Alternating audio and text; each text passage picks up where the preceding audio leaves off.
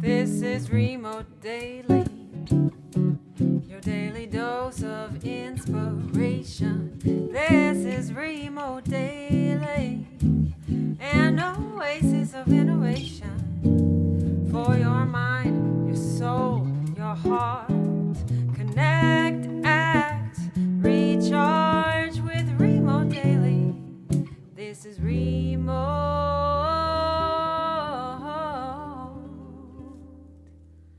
Daily.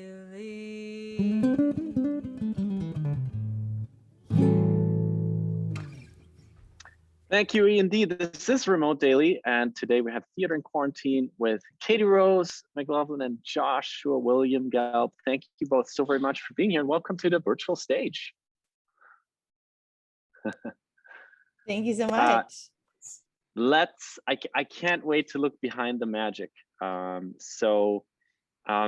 Before Josh is showing us the closet, Katie, when you saw this for the first time, when you saw behind the scenes for the first time, and you were actually seeing this space, what was your thinking? What did you think? What was your first impression of this idea when you actually saw it play out?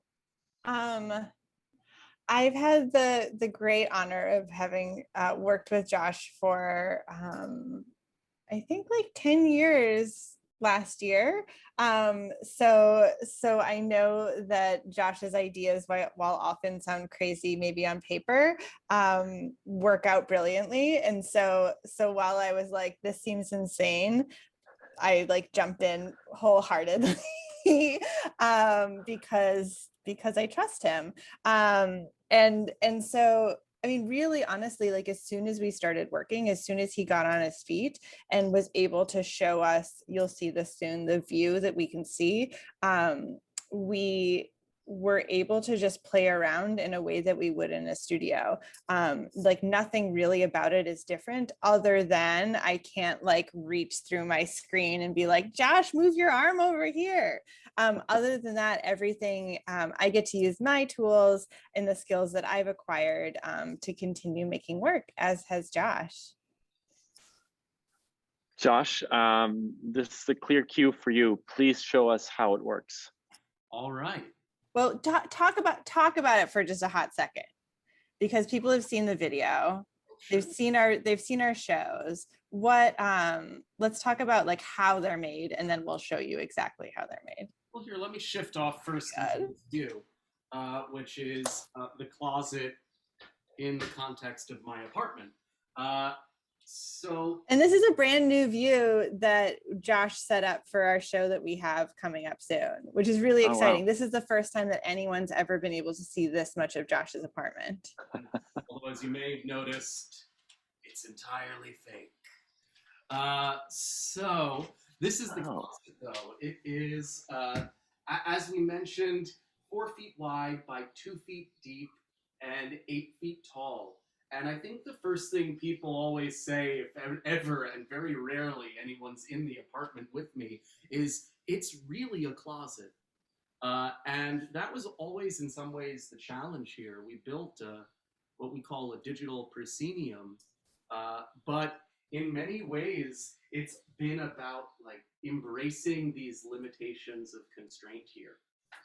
So I'll show you just quickly how the closet was built. Oops. Take that down. So this is just a quick view of what the closet originally looked like and how it came together. And again, as I said, I live alone and I had way too much time on my hands. But what was so exciting for Katie Rose and I was to start thinking about what theater meant to us and really how we could create something digitally that really embraced those tools. So we didn't have to necessarily, we could like get rid of the baggage of what we thought theater was, and we could really evaluate it in this new medium. I think I'm almost done. It only took 1 day to get all of this in place, and there I am now. And so this is the closet today. So how we work, we do everything remotely. In general, there's almost no one in my apartment whenever a show is happening or when we're in rehearsals. Like everyone else, we've been working remotely. Uh, I use a video processor called Isadora that allows us to take the video in from my camera. Right now, this is my iPhone, which is what we started with, though we have upgraded to different cameras since then. But we take the image from the iPhone, send it into one computer where we're able to manipulate it. And I can show you a little bit of what that program looks like right here. So yeah, this is the program. It's daunting, and in fact, it's not a program I had ever worked with prior to the pandemic, really. And so I was mentored in it by a couple really great designers, and have ultimately been spending most of my time figuring out how to use this in order to. Oh, sorry. Get out of that view. In order to be able to do the type of work that we do. So KR, I'm gonna hand it over to you, and I'm about to do a spin, okay? Yay! So one thing that we found fun to play with right away was gravity. And what we used to do is we used to pick up our laptops and literally like move, like sit our laptops like a book on this. And we're like, okay, so then you're here. And then like, oh, what happens if you go like this? And like really like messing with it that way. And then Josh figured out how to do it with his video. Yeah, Josh, will you do the fun thing that we always, the like space station thing that I always love? Oh, sure. So yeah. Doesn't it look like he's floating? And he's not. Like we know that he's like laying, you know, you can turn your head and know that he's laying on the floor of the closet with his feet up on the wall. But I was telling these guys earlier, like my lizard brain just immediately is like, oh yeah, makes sense. Yeah. Oh yeah. And then Josh, put one hand on wall 5 just so we like feel like you're doing the world's like most crazy like push up. Yeah. Okay. Yeah. He's so strong. Look at that. Which also he is doing some weird sort of push up in order to make that happen in the first place. Will you do the stand that you usually do like you were doing in Blood Meal? So put your feet on 5 and your back on 1. Yeah, so we do this a lot, and you saw that in the Blood Meal clip that we showed you, which was all, we constructed a tiny dollhouse and then put in these like live video feeds into this dollhouse. And so Josh was able to do, we put them in there in this one scene and they were moving back and forth. So right now, we must point out that Josh, the only thing touching the ground right now is Josh's arm. And then he's wedging, and now he's just amazing, and he's just wedged himself in between the 2 walls of this closet. Yeah, exactly.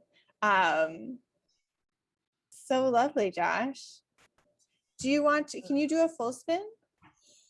Just a 360? Yeah. I mean, sure, why not?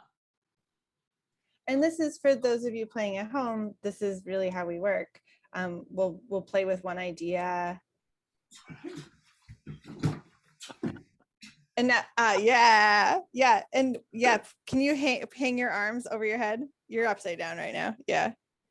Yeah, and can you just like gently sway them back and yeah. Great. Yeah, and move your hips a little bit. I think we need the hip, yeah, just to get a sense of your, yeah. Love it. Okay, thank you, Josh. This is absolutely fantastic. Let's all go off mute, please, for special scenic applause for Theater in Quarantine. Oh my God.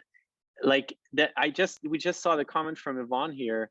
The numerical shortcuts that you have for communication, I love them so much as well. Like how did you figure that out?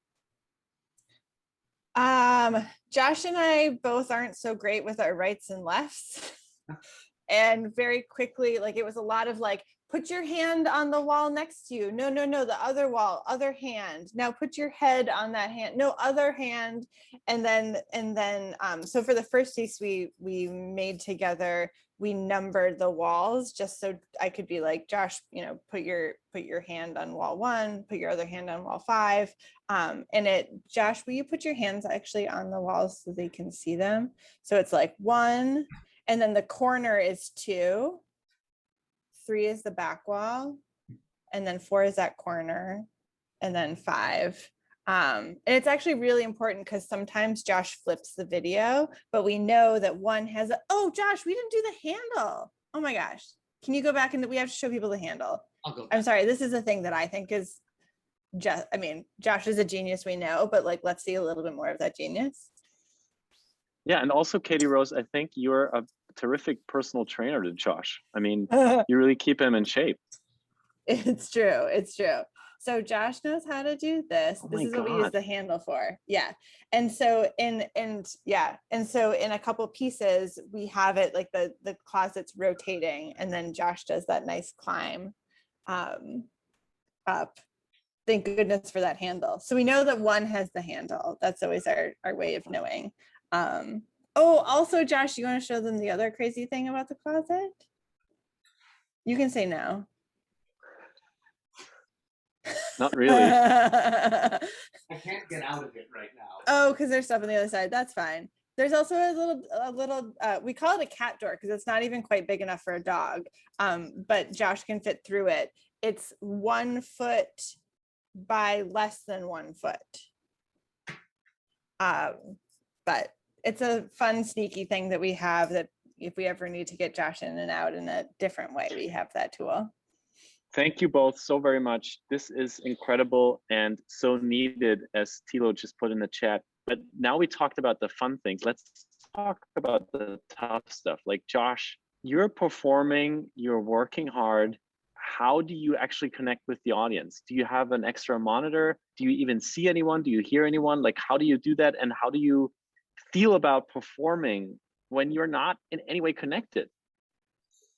It's so difficult, and it's really been the greatest trial of this entire moment. The only connection I have with the audience is through the chat, and when I'm performing, I can't even read that, really. In fact, when we're in rehearsal and some people are in the chat typing, usually it means something's going wrong. So I've learned to mistrust the chat and disregard it while I'm working. But that doesn't mean there isn't a connection. It just means it's a different type of connection. In some ways, so much of the performance of this kind of work I liken to puppetry, where I'm my own puppet in so many ways. And I set up these programs and you click go, and I have to just keep up. And so in that respect, it's actually, I'm a little out of breath. I haven't gone upside down in a while. It's sort of a bit of a marathon, and you just like keep pushing ahead, and just hit the next obstacle or hurdle and jump over it. So that's what it's like to work. That being said, we do at the end of every performance a talk back with the audience. Okay. Where we do open up the chat, and it's been essential to our entire process to do it after every single show, to make sure that we are hearing from them and that we can still feel that sense of connection that has been lost and hopefully is coming back. I've only attended one Zoom theater, and the actor was a solo piece, and actually encouraged the audience to keep their mics on. So whenever somebody let something drop or you would hear all of that just like in a real theater. Do you do that as well? So we can't because we're on YouTube and we're not on Zoom. Oh, you're solely on YouTube. Okay. We're solely on YouTube. Yeah. So there's no way, it's Josh just transmitting the show and all of us just at home laughing and trying to send as much energy through our computer screens as possible. Oh yeah. And Yvonne, your question. Yeah, totally. I mean, we do it live, so the audience watching it is live, but they can't interact with us in any way. And then we'll do talkbacks on Zoom that are then broadcast on YouTube afterwards. But that's the only, most of it's just Josh. But you, Katie Rose, you're also an incredibly important pillar of this, because you're doing the choreography that is happening for this very space. So how do you do that? Like, how do you, as a choreographer, how do you work with 8 square feet? um, on paper, it sounds crazy and like so restricting, but we have like never run out of possibilities. Like always when we come up with something, there's always like 500 more ways that it can go, which has been so exciting. And it's really taught me to use my skills in a different way. Usually when I'm choreographing for people, I'm standing in front of them, I'm moving my body with their body. But because Josh is in his closet, which means he's away from his computer, especially when we first started working, he just had a laptop. And so he was far enough away that he can't really see what I'm doing. So I had to only use my words to describe things to Josh. And then he would translate what he was hearing into his body, which was really fun sort of collaboratively, because sometimes he wouldn't hear me right, or sometimes he would interpret what I was saying in a different way, or sometimes I was like totally unclear and then he just did something that he thought I was saying. So it's been really exciting to sort of learn a new way of choreographing, basically, and to just sort of continue to grow as a maker. And what would be an example for something you would say to Josh, like when you do choreograph, when you do the actual work? I think you sort of watched me do it, but very similar. It's, like, I keep saying this, like, put your hand on 1. Can you move your shoulder over to 5? Rest your head on the wall. Now, can you like slowly go into another corner? And then I feel like this is just so much better when Josh just does it. But that's basically it. And then through repetition, we'll find what the movement quality should be. If we have music, how to incorporate the music into that. But that's how we start usually. It's always just with me sort of talking some choreography at Josh. And a big part, and Yvonne just put that in the chat as well, a big part of your formula of success is the technology, right? So you have the ideas, you have the closet, you have figured out a way to communicate remotely and build remotely, choreograph remotely, write remotely, but then you turn it into a piece of art through the crazy technology that we just saw. Isadora, I think was the name. Yeah. And through you, Josh, then mastering it on the video end, right? Or are there other people involved? Like, how do you turn the raw footage into this piece of art that we then see on YouTube? Well, recently I've been doing a lot of the video, but again, I did not know how to do this originally. So we've worked with a bunch of really great designers across the spectrum of specialties. But with video, it's really what's been so exciting about the whole process is realizing what we're capable of doing in this digital space that we actually couldn't do on stage. And so suddenly, I can duplicate myself, and we can spin gravitationally, and sure, maybe some of that would be possible if you're a circus performer, but maybe it'd be a little prohibitive financially. And so what we actually found here is a way to do the things we've always dreamed of as artists, as creators, but that we could never figure out how. And so it really just opened up even more possibilities for us. And, Yvonne was asking how we achieve it. I think, in some ways, people say, like, we'll do it in post, or like there's that editing process on a film after everything's been captured. But we just do that on the front end.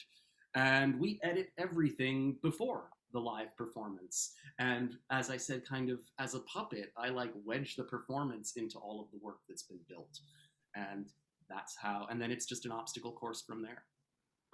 So just to understand, when the live stream happens, you're acting, but you're also playing things that are pre-edited and you live edit it together.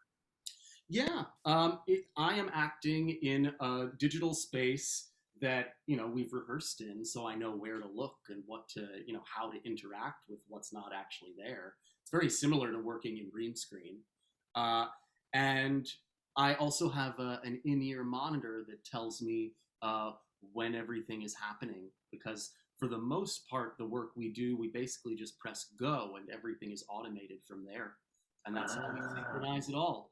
And that's the dirty little secret is I get all of my lines in my ear. But that also means you have no room for error, which you would have on a real stage. You Yeah, can no, improvise, you have no room for error. no. Well, we're trying to find new ways as we actually work with improvisation more and more, particularly movement. But right now, we're about to work with a musician out from Detroit who does a lot of improvisation, and so we're trying to find new techniques and new technologies that does allow us to actually be responsive to one another and isn't so tyrannical in terms of time. Who would have thought that a closet can put you into the tyranny of time? Thank you for that learning. And of course, I have to ask, what are you doing now? Because now people start going out again. They start opening each other's apartment stores again. Maybe yours can't be open anymore. How do you go forward with this? How is your own? How has maybe also your own work changed going into the fall? Well, this is the question and a conversation we just are living in right now. I think we've been extraordinarily privileged to have something to do that we care about and have been building over this time, and it's uh, a little terrifying to feel like maybe it's contingent on this specific moment in history.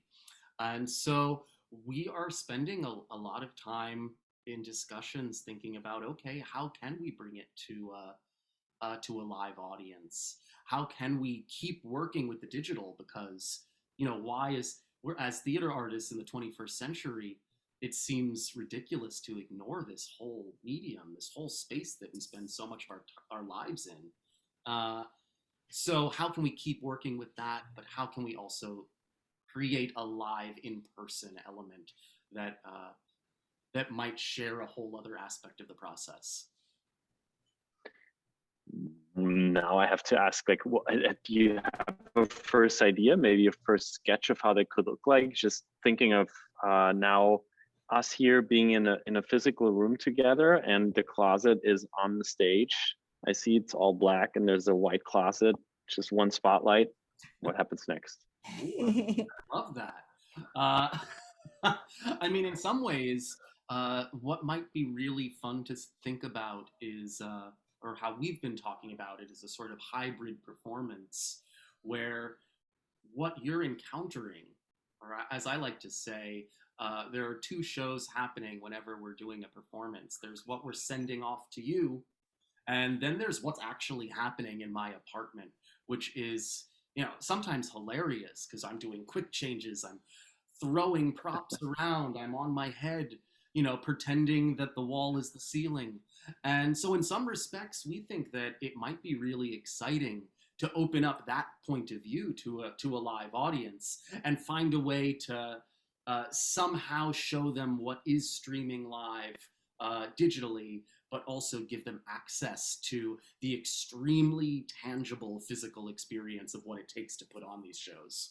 Because something that's Mhm. happening is that that unlike like Zoom theater or things that are more cinematic in nature, like Josh is doing a full-on theatrical performance that I've had the great pleasure of having been in the apartment with him. I had to go like so far away from him because also there's a delay from when Josh is transmitting to when it is on YouTube. So like I had to make sure I was like noting correctly. But it was so exciting to be in the room with him because there was just so much energy that he was putting out into the world that we don't get to feel through our computer screens. So it seems really exciting to be able to bring that to audiences and really like show the effort that Josh is doing in order to like create these incredible feats.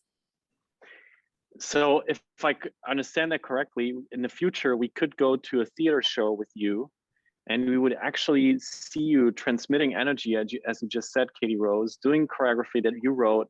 Josh is doing all that in a physical space, and there's hundreds or thousands of people watching this around the world, and they're seeing something entirely different.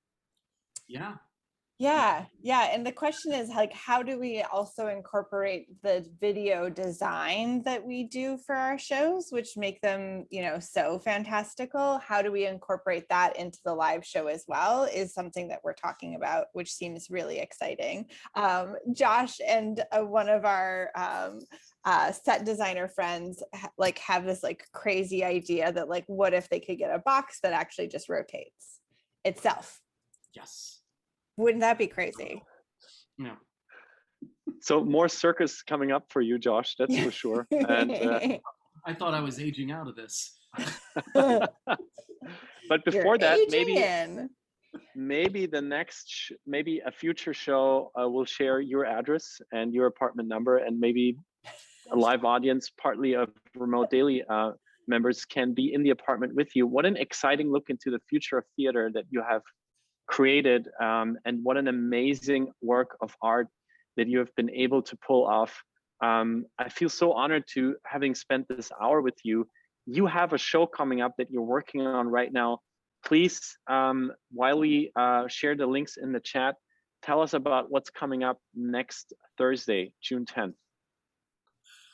June 10th, we have a piece called The 9 O'Clock Problem. So we do shows every 2 to 3 weeks. We always do a 7 p.m. show, and we always do a 9 p.m. show. And this is a piece by playwright Dan O'Neill about everything that can go wrong during a theater in quarantine performance. So it's our most biographical show ever, and it's a really thrilling, like kind of behind the scenes view into the mayhem of actually trying to put one of these shows on. Just as a question, what was the most terrible thing that happened over this entire year? It depends on like, are you his mother asking, or like, are you Josh asking? I think my mother is somewhere. Of course I'm his mother. But let's see. I think the worst thing that probably happened is we were doing a performance where a large television set was propped up on a sort of ledge, and it fell on my head in the middle of a performance. So while we were live, just like knocked him down, hit him on the head. He fell on his bottom, jumped up, covered in blood, laughing like a maniac. He was like, "I'm fine." So I went to I did go to the hospital that night. We had to cancel the 9 p.m. show. And I had to tell all of the staff there that a television had fallen on my head while I was streaming theater live from my closet onto YouTube, which may have been a first for them. Wow, I'm glad you recovered. At least it looks like you're up and running again. And John put it in the chat in just 6 words. Wow, TV is bad for you. So with that said, how can we support this to continue, this amazing work, your amazing team? What can we do to support you as a community? If you can tune into our live shows, that's great. Like we said, we have a show next Thursday at 7 and 9.